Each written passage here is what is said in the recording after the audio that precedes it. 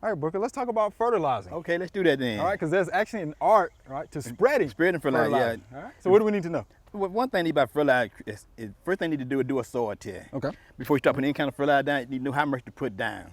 And another thing, you need to check the soil pH. That's very important too now. Because without the soil pH being correct, with all the fertilizer you put down, not going to be used by the plant. Okay. So for most lawn grasses, you need a pH between 6.0 and 6.5. Okay. And the only way you can tell that is do a soil test. Then come back and start putting fertilizer down. Okay. When you start putting fertilizer down, two things you need to do. If you said put 100 pounds down, you want to go 50 pounds one way and 50 pounds the other way. Not all 100 in one fell swoop. Because you could miss spot. I done seen a lot of folks out there cutting their grass, putting fertilizer down. You see light green, dark green, light green. They done skip some spots in there doing that. And the same thing about your lime. When you put the lime down, do the same thing with your lime, putting it down to make sure you get a good coverage. Okay. And that's the important thing. Another thing I see, you might see sometimes in your neighborhood, when people put fertilizer down, fertilize the grass. Not the sidewalk. Yes. You want to make sure that grass get right on the grass, on your lawn, where it needed. No, because if it rains, you know, those pellets are going down the storm drain. Down the storm drain, and that'd be a problem there. It's a problem. And that's why we get a lot of things taken off the market because we misuse when they do test the environment. They see the water got some fertilizer, some chemicals in there. Okay. So make sure you put it right on the grass. And I try to fertilize my grass when I know it's going to rain. Okay. I try to make sure that when you put it down, if it doesn't rain, you water it in. Okay. Because sometimes it could cause problems in there. So because it definitely has to be watered in. You got to be watered in. Okay. Before it come activated and stuff and doing good. Okay. Where you want it in your lawn. Sure. So then I want to spread this in. That's some fertilizer down here. This is a nitrogen fertilizer. I'm going to put it down. Okay. I'm going to go up here. I'm putting it down there. See the fertilizer coming out of there. You know, come over. I see why I'm hitting it right here. Make sure I don't miss no spot that is still. Then when I make my last turn that way, I start going this way. And that means I'm getting a good coverage on that grass. Get a good coverage. I'm not missing no spots or nothing. So I can cover all that grass right now. Didn't miss a spot. Now you got a pretty green grass. When it rains, you won't see no light green and dark green. And so no skips? No skips. So I put 50 pounds. If I put down, I put half this way, half that way. And doing that. So that make it have a good coverage. Okay. Now if I had a bag of fertilizer and I have my spreader here, what about, you know, drop some on the ground? What will happen then? Look here. You see this green, but this spot here? Yeah. That's what happened.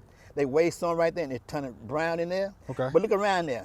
And that's what nitrogen do to your fertilizer in there. Fertilizer do, make it really pretty dark green. See that? Uh-huh. It make it grow and turn it green. All right. And that's what they're doing right there, fertilizer turn it green, so you're doing that. But try not to waste when you're doing that. Because it will burn. It will burn. As we can see there. Right there, you see that right there, it will burn. You make sure you take care of that. If you waste some, try to get it up, put it back in your spreader. Okay. Then try to water it in if you can. Okay. So the most important part once you get all of this spread is to do what? Water it in. Water it in. That's why I try to watch the weather, put it down when it's going to rain, and doing that. Right. So that, because again, if you don't water it in, you're going to get the brown spots. Brown spots. Another thing, you don't want to fertilize your zoysia grass with a nitrogen fertilizer until it all the way out of dormancy. Okay. You don't want to fertilize with a nitrogen fertilizer when it get ready to go dormancy. Okay. Probably about a month before it start going dormancy, hold back on your nitrogen fertilizer. Okay. Because you don't want to get no growth going into the winter month. Right. So they do that. So that's good. All right. And that would be for your warm season grass. Warm season grass. Okay. Now fescue, that's a cool season grass. Right. He start picking up during the fall of the year, start growing then. That might we want to start fertilizing that. Okay. When it starts to grow. You don't want to give it no while it's dormant, especially nitrogen fertilizer. Okay. Something got nitrogen in there. All right. And on your bag of fertilizer, of course, you have those 3 numbers. So you want to tell us again about those 3 numbers? Sometimes we have an incomplete fertilizer, a complete fertilizer. If you got all 3 elements in there, that means that's a complete fertilizer. If one of the numbers missing, that means incomplete fertilizer. Okay. Good. But on the back fertilizer, you might see some numbers, just call some numbers out like 10, 10, 10, 13, 13, 13 on there. But the first number is nitrogen. Right. Second number is phosphate. And the third, they're gonna be potassium. It always gonna be like that.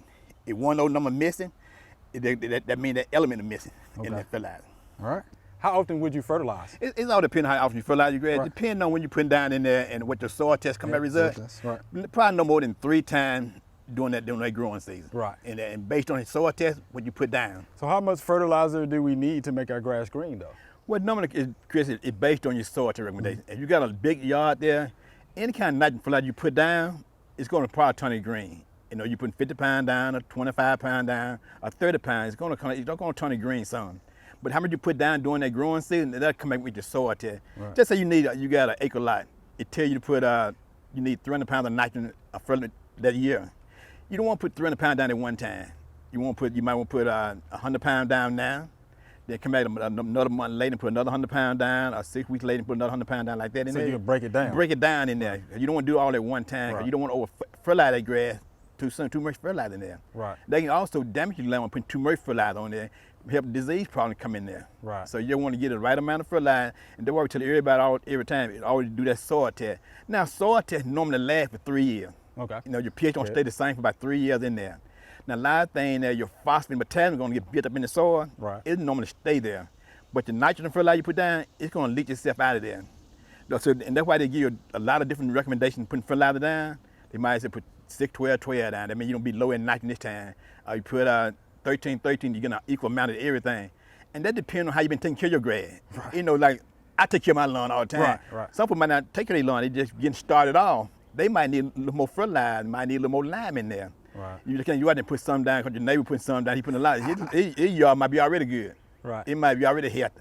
Your yard might be just beginning to start doing that. So you want to make sure that's why I said do a soil test. Do a soil test. Before you get started off on there, because you don't just put a whole lot of fertilizer down there, because you can't have too much in there. Because on that sheet it tell you now, you're too high.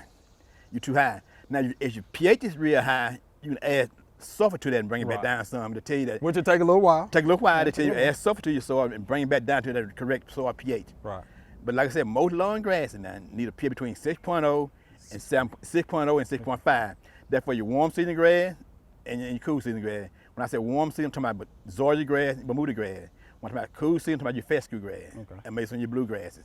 And there, so that's why I said we all recommend do that soil test. Always. Now you check with your local extension service, they have soil boxes. Right. And they also have protocols on fertilizing your lawn That's and right. how much to put down for that growing season. Yeah, but please, on the bag of fertilizer, there's gonna be some directions there as well. How much to put down and how much to everything. put down, And right. you can adjust your spreader Right, that's on what there we how do. much to put down That's right. in there. So you don't want to give it too much fertilizer. You want to get the right amount of fertilizer. Okay. And the best doing that is know when to fertilize that grass. Ideal time for when that grass begin to grow. And it begin to grow. Mm-hmm. All right. Mr. Booker, we sure appreciate that information. Well, that's good. Thanks. Thank you much for that demonstration. All right then. All right. Thanks for watching the video. I hope you enjoyed it. To find out more information on this topic, just click on the familyplotgarden.com link in the description.